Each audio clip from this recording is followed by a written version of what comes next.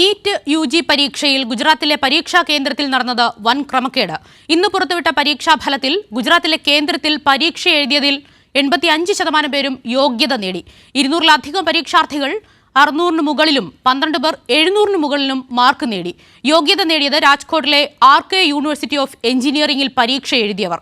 അതേസമയം നീറ്റ് പരീക്ഷാ ചോർച്ചയുമായി ബന്ധപ്പെട്ട് 3 പേരെ കൂടി CBI അറസ്റ്റ് ചെയ്തു.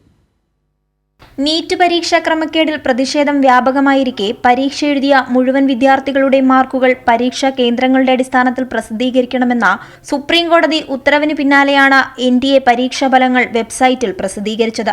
എന്നാൽ ഗുജറാത്തിലെ പരീക്ഷാ കേന്ദ്രത്തിൽ നിന്ന് 85%-ലധികം പേർ യോഗ്യത നേടിയതോടെ പരീക്ഷയിൽ ക്രമക്കേട് നടന്നുവെന്ന ആശങ്കയും ശക്തമാകുന്നു.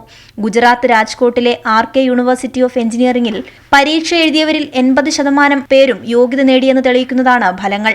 ഇവിടെ നിന്നും പരീക്ഷ എഴുതിയ 200-ലധികം വിദ്യാർത്ഥികൾ 600-ന് മുകളിൽ മാർക്ക് നേടിയിട്ടുണ്ട്. 12 പേർക്ക് 700-ന് മുകളിൽ മാർക്ക് ലഭിച്ചു.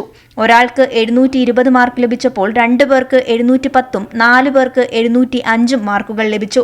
700 മാർക്ക് നേടിയത് 3 പേരാണ്. 259 വിദ്യാർത്ഥികൾ 600-ലധികം മാർക്ക് നേടിയപ്പോൾ 110 വിദ്യാർത്ഥികൾക്ക് 650-ന് മുകളിൽ മാർക്ക് നേടി. 48 വിദ്യാർത്ഥികളും 680-ലധികം മാർക്കോടെ യോഗ്യത നേടിയിട്ടുണ്ട്. നീറ്റ് ചോദ്യപേപ്പർ ചോർച്ചയുമായി ബന്ധപ്പെട്ട് ഗുജറാത്തിൽ നിന്ന് നിരവധി പേരെ CBI അറസ്റ്റ് ചെയ്തിരുന്നു. ഒരേ പരീക്ഷാ കേന്ദ്രത്തിൽ നിരവധി പേർ യോഗ്യത നേടിയത് പരീക്ഷാ ക്രമക്കേടിന്റെ വ്യാപ്തി തെളിയിക്കുന്നതാണ്. വിദ്യാർത്ഥികളുടെ റോൾ നമ്പർ മറച്ച് പരീക്ഷാ കേന്ദ്രം അടിസ്ഥാനത്തിൽ ഉദ്യോഗാർത്ഥികളുടെ പരിമിതമായ വിശദാംശങ്ങൾ ഉൾപ്പെടുത്തിയാണ് ഇന്ന് ഫലം പുറത്തുവിട്ടത്.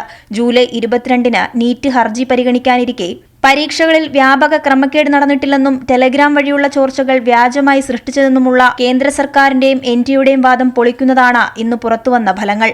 കൈരളി ന്യൂസ്, ദില്ലി.